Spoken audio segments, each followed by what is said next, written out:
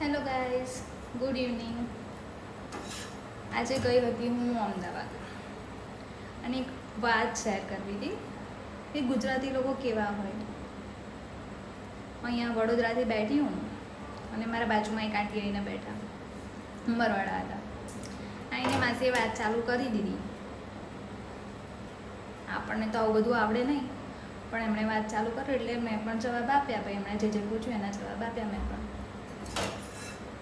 કે તું ક્યાંની છે, શું કરે છે, જોબ કરે છે કે ભણે છે, ક્યાં રહે છે, મેરિડ છે કે નહીં મેરિડ, બધા જ જવાબ મેં આપ્યા. પછી એમનો એક પ્રશ્ન આવ્યો. પહેલાં તો મને એવું થયું કે ના આમ અહીં આપવા જવાબ, પછી આ બહુ લાંબુ ચાલશે, અને સાચું જ હતું. માસીએ ચાલુ કર્યું, અમે અમદાવાદ ના પહોંચ્યા ને ત્યાં સુધી એમનું ચાલુ રહ્યું. ધીરે ધીરે માસીએ પૂછ્યું કે તું ક્યાંની છે, પ્રોપર ક્યાંની છે.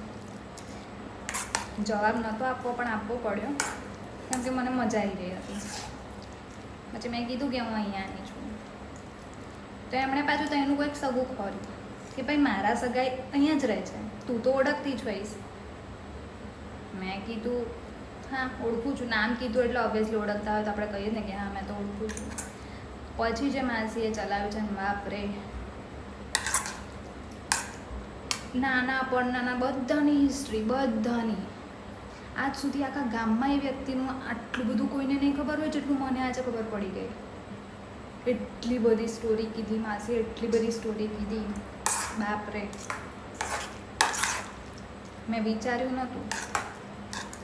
અને સાચી વાત કહું, બહુ જ મજા આવી મને તો, બહુ જ. અમદાવાદ જતા, વડોદરાથી અમદાવાદ જતાં એટલો બધો ટાઈમ લાગે ને એટલો કંટાળો આવે. તમે ફોન કેટલો યુઝ કરો. સારું થયું કે મને માસી મળી ગયા. મને ખબર જ નથી પડવા દીધી કે અમદાવાદ ક્યારે આવ્યું. અને અમદાવાદ ઉતરતા સુધી પણ માસી બોલતા હતા કંઈ નહીં આપણે પછી મળીશું. હા મેં કીધું હા હા માસી આવજો.